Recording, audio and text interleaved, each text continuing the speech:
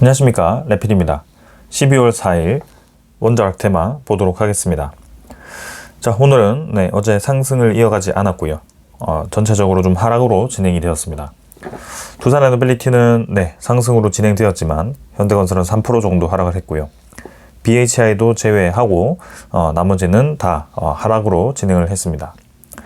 증시 전체를 보시면 코스피는 0.19% 하락해서 4,028포인트로 마감이 되었고요. 코스닥은 0.2% 정도 하락해서 929포인트로 마무리가 되었습니다. 오늘은 전체적으로 외국인 투자자가 8,300억을 매도하면서 하락을 했고요. 지수는 이제 마지막에 반등을 했지만 외국인 투자자에 대한 매도세가 강하게 진행이 되었습니다. 기관 투자자는 200억 정도 매수를 했고요. 크게 지수 방어를 해주진 않았습니다. 코스닥도 외국인 투자자 600억, 기관 투자자 800억을 매수를 했는데요. 큰 움직임은 없이 진행이 되었습니다. 해외 증시는 나스닥 다우는 또 상승으로 진행이 되었고요. 나스닥은 하락으로 진행이 되었다가 마지막까지 힘을 받아서 올라갔습니다. 니케이도 2.3% 정도 올라갔고요. 5만 1000포인트를 다시 이렇게 도달을 했습니다. 상당히 강하게 또 니케이 지수가 올라가는 모습이었고요.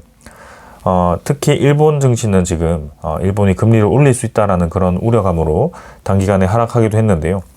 그 일본에 대한 금리 인상은 사실 이제는 사실화된 것 같고 거의 확정적으로 보는 것 같고 이제는 금리 인상을 하게 된 계기가 결국에는 일본 새로운 이 행정부가 많은 자금을 시장에 풀기 위해서 노력을 하는 모습을 보고 이제 그런 유동성 자금들이 증시에 이렇게 유입이 되는 것 같습니다. 그래서 일본 증시도 추가적인 이제 상승이 가능해 보이는데요. 일단 버블 차원에서는 증시는 계속 올라갈 수밖에 없습니다. 그래서 일본의 돈 가치가 어떻게 되느냐에 따라 일본의 물가가 얼마나 올라가느냐에 따라서 향후 움직임은 달라지겠지만 지금 상황에서는 확실히 증시에 대한 상승이 보여질 것으로 예상됩니다. 이것은 이제 일본 증시만 있는 일이 아닙니다. 전체적인 증시가 모두 다 동일하게 해당되는 얘기고요. 내년에 본격적인 흐름이 이어질 것 같습니다. 환율 같은 경우는 4원 정도 올랐고요. 1471원으로 진행이 되었습니다. 여전히 고점 부근에 위치를 하고 있고요. 수렴 구간으로 큰 상승 하락 없이 진행을 하고 있습니다. 저점을 조금씩 올리면서 수렴 구간 만들었고요. 아래 공간이 좀 많이 비어 있기 때문에 사실 이제 좀 안정적인 이 흐름을 지향한다면 그쪽으로 힘을 좀 줄 것 같습니다. 그래서 원달러도 더 이상 크게 올라가기보다는 적절한 수준에서 떨어질 것으로 예상이 되는데요. 일단 그 부분을 지켜보도록 하겠습니다. 사실 코스피에서 외국인 투자자가 지속적으로 좀 이탈을 한다면 이런 부분들이 좀 문제가 될 수는 있습니다. 계속해서 외국인 투자자가 물량을 주식에서 빼고 해외로 이제 자금을 가지고 간다면 원화를 팔고 그런 달러를 사는 그런 상황이 벌어지기 때문에 어떻게 보면 원달러에 대한 환율을 단기간에 계속 올릴 수 있는 요인이 될 수 있죠. 그래서 그런 부분을 좀 봐야 된다. 하지만 최근에는 이제 상승과 하락을 좀 반복적으로 진행을 시키고 있고 조금 외국인 투자자에 대한 매도 물량이 좀 연속으로 쏟아지는 것은 멈춘 것 같다라는 생각입니다. 오늘 이제 8천억 정도 매도가 되었는데요. 기관 투자자는 큰 움직임은 없었고요. 향후 이제 외국인 투자자가 지속적으로 매도를 하는지 지켜보겠습니다. 코스닥은 고점 부근에 위치를 했고요. 마찬가지 외국인 투자자 매도를 좀 이어오다가 오늘은 매수를 했습니다. 그래서 마찬가지죠. 매도를 계속 반복하고 있는 상황이라서 특별한 이슈 없었고요. 기관 투자자는 금융 투자 위주로의 코스닥 매수가 계속 이어지고 있는 상황입니다. 자, 그래서 이 정도로 이제 증시에 대한 흐름을 좀 봤고요. 사실 오늘 이렇게 외국인 투자자가 매도를 많이 했지만 매수를 한 종목도 있습니다. 특히 현대자동차 쪽에 많이 수급이 몰리는 모습이었고요. 미국이 드디어 한국의 자동차 관세를 15% 인하를 했습니다. 그래서 공식 발효를 했고요. 항공기 부품은 무관세로 이렇게 전환을 하면서 관련 종목들이 좀 힘을 받는 모습이었습니다. 그래서 우리나라도 이제 본격적으로 한국과 미국의 그런 팩트 시트에 따라서 이렇게 점점 하나씩 이행이 되는 모습이고요. 관세가 이제 인하됨으로써 현대자동차라든지 그런 이 일부 업계에서는 다시금 이익이 높아지는 상황이 벌어졌기 때문에 상당히 긍정적으로 좀 보여집니다. 여전히 자동차 관세 15%는 많긴 하지만 그래도 상대적인 입장이죠. 상대 이제 경쟁자들과 비교했을 때 우리가 관세를 더 많이 받는 입장이었기 때문에 그런 부분들이 좀 힘든 부분이었는데요. 이번에 그런 것들이 좀 해결이 되었습니다. 하지만 이제 철강 관세는 여전히 유효합니다. 50%까지 지금 유효하기 때문에 그런 부분들은 조금 우려스럽기도 한데요. 계속해서 지켜볼 필요가 있겠습니다. 자, 그리고 우리는 전체적인 시장에 대한 흐름을 계속 봐야 됩니다. 연준의 FOMC 새 의장이 금리 인하를 대폭 가속할 것이다 라는 시장의 예측이 있습니다. 그래서 어제도 그 부분에 의해서 미국의 시장이 급격하게 올라갔고요.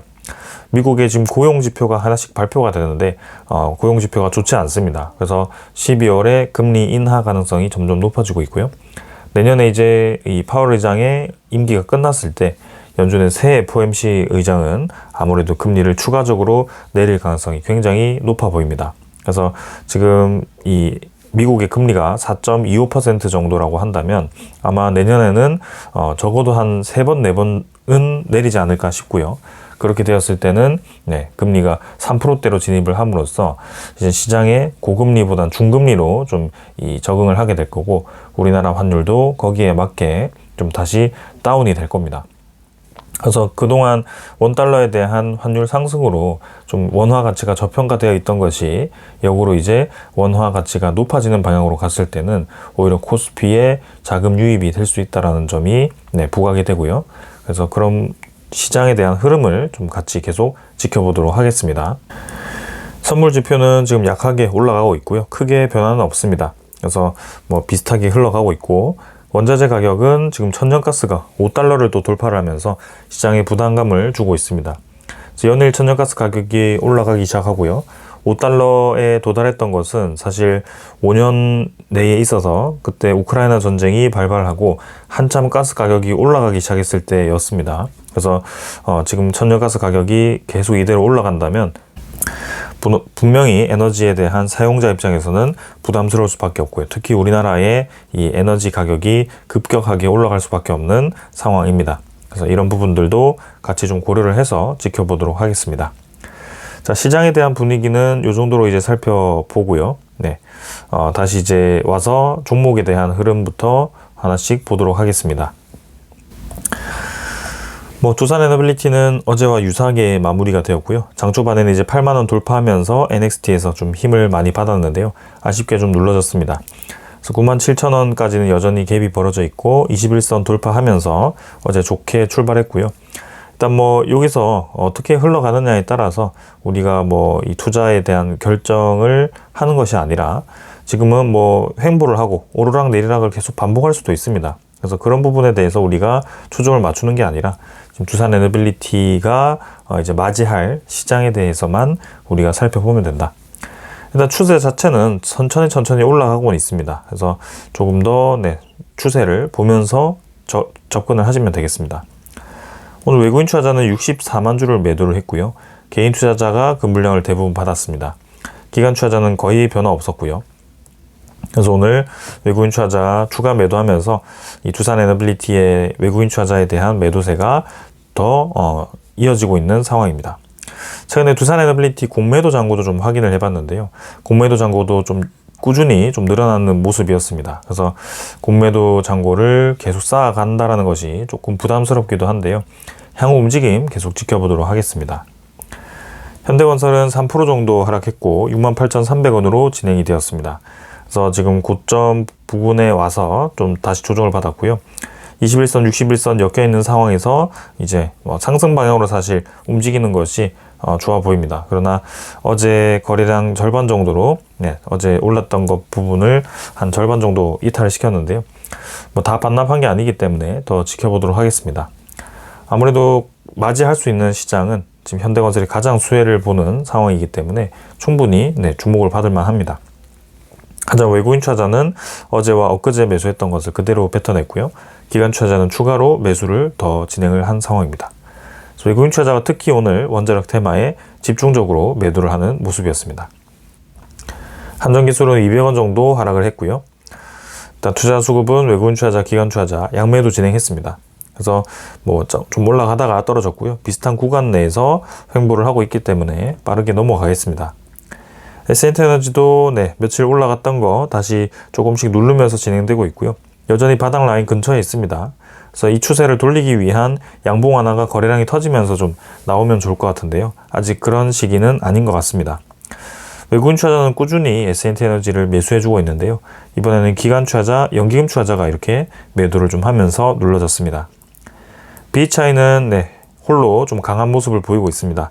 이렇게 쭉 떨어졌던 하락 부분을 이제 거의 다 회복을 했고요. 고점 대비해서도 20% 수준에 다시 도달을 했습니다. BHI 하락 잘 메우면서 진행되고 있고요. 확실히 강한 모습입니다. 외국인 투자자도 오늘 BHI는 거의 매도하지 않고 꾸준히 물량을 모아갔고요. 기관 투자자도 오늘 매수하면서 좋게 진행이 되었습니다. 성원밴드는 약한 모습이었고요. 바닥 라인 근처에서 21선 아래에서 바닥 라인을 다지고 있습니다. 일별 거래 거의 없었고요. 기관 투자자 위주로의 매수가 좀 있었지만 외국인 투자자 마찬가지 매도했고요. 태용도 오늘 2.2% 하락하면서 어제 상승분 대비해서는 많이 하락하진 않았지만 외국인 투자자가 지금 연일 매도를 많이 하고 있습니다. 오늘 15만 주 가까이 매도하면서 그동안 중에서 꽤 많은 물량을 뱉어냈고요. 이전에 좀 매수했던 부분을 그대로 다 뱉어냈습니다. 기관 투자자도 사모펀드 위주로의 매도가 있었고요. 수급적으로 지금 태용에 집중되는 수급은 없는 상황이고, 일단 차트는 오늘 이제 NXT에서 상당히 강한 모습이었는데 뚝 이렇게 힘을 빼면서 김을 빼는 모습이었습니다. 그래서 마찬가지 아까 SNT에너지와 마찬가지로 거래량 좀 붙으면서 위로 좀 뻗어나가는 그런 차트가 좀 필요하다. 우진 같은 경우는 꾸준히 뭐 오르락내리락 하면서 계속 고점을 높여가고 있습니다. 그래서 이 추세 따라서 좀 올라가지 않을까 싶고요. 외국인 투자자 79,000주 매도했고 기관 투자자는 5,200주 매수하면서 진행되었습니다. 보성파워텍은 2.4% 하락했고요. 61선 따라서 꾸준히 힘을 받고 있는 상황이고 외국인 투자자 좀 매도했는데요. 사실 아직까지는 큰 움직임은 없습니다. 우리기술도 3% 정도 조정받았고 외국인 투자자 100만 주 매도하면서 그동안 매수했던 거 털어냈는데요. 마찬가지 비슷한 흐름이었습니다. 그래서 오늘은 외국인 투자자 위주로의 좀 이 테마 매도세가 좀 강했고요. 이 부분은 사실 우리가 크게 고려할 부분은 아니다. 결국에는 전체 시장에 대한 흐름은 지금 확실해지는 방향으로 가고 있고 우리가 주목해야 될 점은 따로 있다. 이렇게 생각이 됩니다. 그래서 미국과의 그런 원전 협력이 이제 가시화되는 부분이기 때문에 조금 더 시간을 두고 지켜보면 좋을 것 같습니다. 자, 그래서 오늘 준비한 소식들을 하나씩 보도록 하겠습니다. 일단 한수원이 내년에 1분기 중에 체코 원전 기자재 공급사 평가 완료를 하게 되고요. 이제 체코 원전에 대한 건설이 이제 본격적으로 준비가 될 것 같습니다. 그래서 체코 원전에 어떤 기업이 포함될지 이제 얘기가 오고 갈 것 같고요. 아까 말씀드렸던 기업들이 주로 이제 포함이 되지 않을까 싶습니다. 그래서 내년 3분기에 보조기기 입찰을 위한 사전 공고를 할 거고요. 체코 원전뿐만이 아니라 이제 그런 이제 다른 원전 프로젝트, SMR 프로젝트 계속해서 이런 프로젝트들이 늘어날 거기 때문에 거기에 다 계속 반복적으로 들어갈 수 있는 기업들이 선정이 되지 않을까 싶습니다. 자, 그리고 튀르키예에서 이제 우리나라에 러브콜을 보내고 있습니다. 원전 프로젝트는 사실 오래전부터 검토가 되어 왔고요. 이 시노프 원전에 대한 부지가 우리나라를 포함해서 러시아, 중국도 검토가 되고 있다라고 얘기가 있었습니다. 근데 최근에 이제 대통령이 튀르키예와 이제 방문해서 원전 협력을 좀 진행을 한 것 같고요. 거기에서 다시 이렇게 얘기가 시작되었습니다. 사실 그전에도 이제 얘기가 계속 지속되어 왔기 때문에 꼭 그 계기로 되었다라고 보긴 어렵겠지만 지금 이제 가속도가 좀 붙어서 튀르키예에서 좀 좋은 방향으로 진행을 하고 있는 것 같고요. 원전이 이제 한국과 웨스팅하우스와 튀르키예가 3자 협력을 검토할 수 있다. 이렇게 얘기를 함으로써 본격적으로 시노프 프로젝트에 우리나라가 포함될 수 있다는 것이 강조가 되고 있습니다. 그렇게 3자 협력을 검토한다는 것은 결국에는 AP1000 모델을 쓰겠다라고 얘기를 하는 것이고요. 우리나라의 모델인 AP1400은 APR1400은 들어가지 못할 것 같습니다.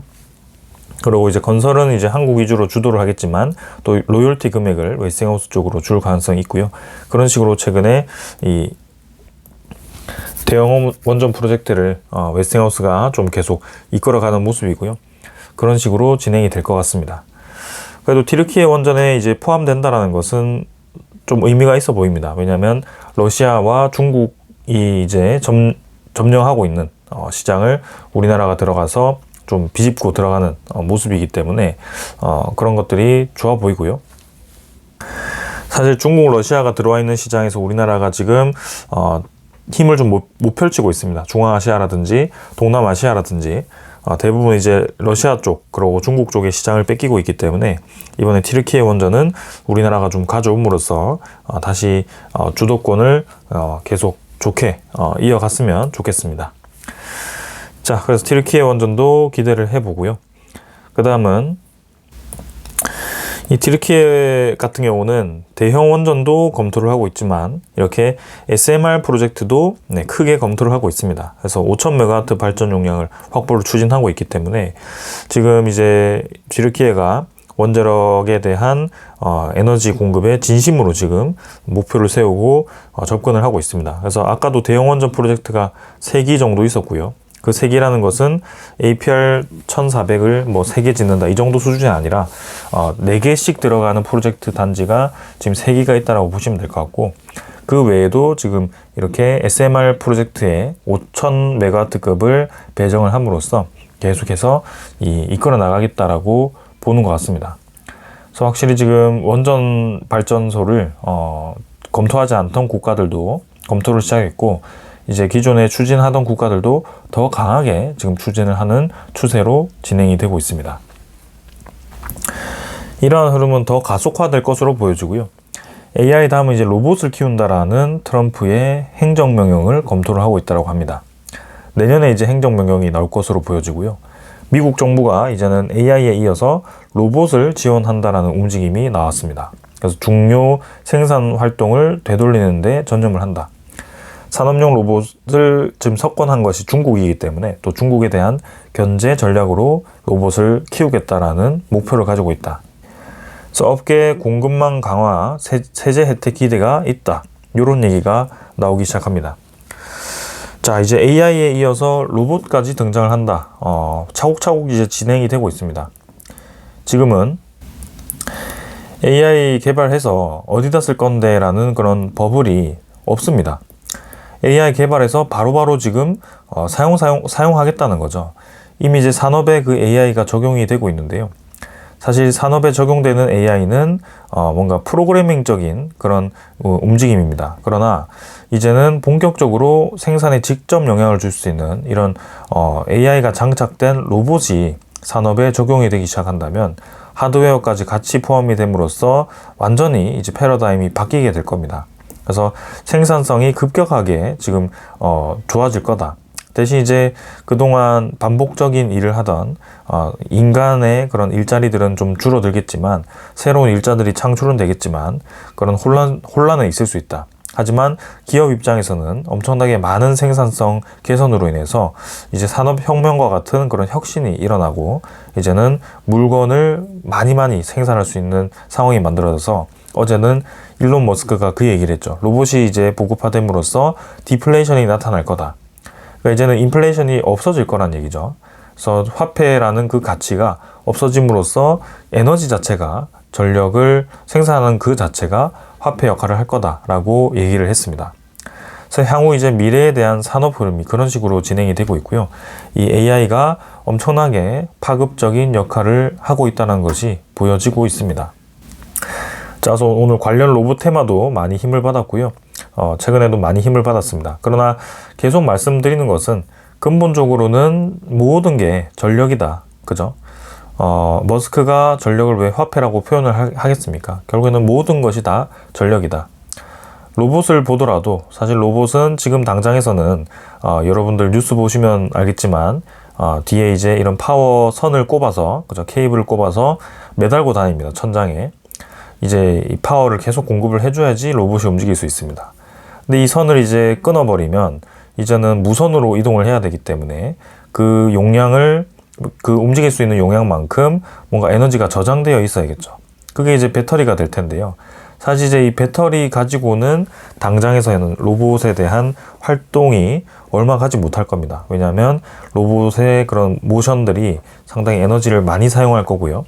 특히 모터 구동이 많기 때문에 이 배터리 몇 개 가지고는 로봇이 감당하기가 어려울 겁니다. 그리고 배터리 무게도 꽤 무겁기 때문에 이 배터리가 정말 혁신적으로 개발이 되거나 아니면 이제 아이언맨처럼 소형 모듈 원자로가 이 로봇 몸속에 들어가서 계속 에너지를 만들어 주거나 그런 식의 혁신적인 상황이 아니라면 로봇은 일단 계속 이렇게 케이블을 연결해서 다닐 겁니다. 그러나 이 전체적으로 다 생각해 봤을 때는 배터리가 되든 뭐 이렇게 소형 모듈 원전이 되든 이 케이블이 되든 다 그냥 전력은 생산할 수밖에 전력을 이제 공급받을 수밖에 없고요. 기존에는 이제 사람이 하던 역할을 휴머노이드가 이렇게 교체를 한다라고 봤을 때는 사람은 사실 전력을 소모하지 않죠. 그냥 식량을 가지고 에너지를 만들기 때문에 이 전력에 대한 수요가 더 높아진다는 겁니다. 이제는 사람에서 휴머노이드로 이동함으로써 전력에 대한 수요가 더 높아진다. 근본적으로 AI도 그렇고 학습하려면 데이터 센터 필요하고 전력이 필요하고 로봇 구동하려면 결국에는 전력이 필요하고 뭐 전기 자동차 뭐 이런 모든 것이 다 전력으로 통하게 되어 있습니다. 에너지가 계속 필요할 수밖에 없는 상황이고요. 전기는 계속 만들어야 되고 지금 수요가 계속 높아지고 있다. 그래서 그런 부분들이 우리가 앞으로 고려해야 되는 상황이다. 그러나 중요한 것은 이제 전기가 많이 필요한 만큼 전기에 대한 가격이 그죠? 전력 가격이 중요합니다. 전력 가격이 생산적, 경제적이어야지 이 국가적인 경쟁력이 높아지는 겁니다. 그러나 전력 가격이 높으면 당연히 국가의 경쟁력도 떨어질 수밖에 없습니다. 이 전체 테이블을 보시면 영국은 0.4달러 킬로와트당, 이탈리아는 0.4 마찬가지죠. 독일은 0.28, 일본은 0.2, 미국은 0.14, 한국이 0.1 상당히 낮죠. 그리고 중국은 더 낮습니다. 국가별 산업용 전기료가 우리나라가 꽤 아래에 위치하고 있습니다. 그래서 반도체라든지 그런 자동차라든지 이런 산업 입장에서는 경쟁력이 생길 수밖에 없는 구조입니다. 유럽은 당연히 어려울 수밖에 없고요. 저기서 제조업을 하려고 해도 전기가 너무 비쌉니다. 그래서 도대체가 할 수가 없는 상황이겠죠. 그리고 미국도 마찬가지입니다. 미국은 전기는 싸지만 산업 생산, 제조업을 부활시키기 위한 인건비라든지 그런 시스템 자체가 없습니다. 그러니까 한국이 정말 제조업 하기에는 정말 좋은 이 위치에 있죠. 중국은 더 좋은 위치에 있는 거고요. 그래서 이 두 국가가 지금 제조업에서 일가견을 가지고 이렇게 경쟁을 하고 있는 상황입니다. 이제는 일본도 따라오려고 하고 있고요. 일본은 이렇게 비싼 전기료를 낮추기 위해서 이제 뭐 하죠? 원전을 20%까지 늘리겠다라고 공언을 했고요. 후쿠시마 원전 때 멈추었던 원전을 다시 살리고 있습니다. 그리고 이제는 화석연료도 적극적으로 사용을 함으로써 재생에너지 40% 목표는 달성하지만 그만큼 40%를 화석연료를 써서 전기료를 낮추겠다는 겁니다. 근데 이 구도로 가면 우리나라와 중국이 상당히 유리하겠지만 앞으로 우리나라는 이제 이 재생에너지에 대한 비중을 막대하게 높일 겁니다. 근데 재생에너지를 가격을 낮췄다고는 하지만 그게 계획대로 잘 되면 좋겠지만 만약에라도 낮추어지지 않고 재생에너지 발전소를 많이 깔았지만 기후에 대한 영향으로 재생에너지 발전량이 생각보다 따라오지 못한다면 그때부터 전기료가 비싸게 진행될 거고요. 그러면 당연히 우리나라도 산업 경쟁력이 떨어질 수밖에 없습니다. 그러면 그런 부분을 막기 위해서는 어떻게 해야 되느냐? 재생에너지를 아예 하지 말아야 되냐? 그건 아닙니다. 재생에너지를 하되 재생에너지가 효율적인 구간이 있고 재생에너지가 효율이 떨어지는 구간이 있을 겁니다. 그러면 효율이 떨어지는 구간에 그 재생에너지의 효율이 떨어진 만큼 그 커버를 메울 수 있는 새로운 다른 에너지가 필요하다. 그 다른 에너지를 지금은 뭘로 쓰죠? LNG로 커버하겠다라고 얘기하는 건데 지금 LNG 가격이 어떻게 되어 있나요? LNG 가격이 $5를 돌파를 했습니다. 천연가스가 지금 4.989 계속 높게 유지가 되고 있습니다. 이렇게 원자재를 수입하는 국가 입장에서 계속 저렇게 가격도 높아지고 달러 가격도 높아져 있는 상황이라면 이중고가 될 수밖에 없고요. 우리나라 전기료가 산업 전기료가 기하급수적으로 올라갈 수밖에 없겠죠. 그래서 그런 부분을 이 기후에너지부에서는 당연히 고려를 해야 될 것 같고요. 기후와 환경만 생각하다가는 우리나라도 저렇게 유럽처럼 될 수밖에 없다.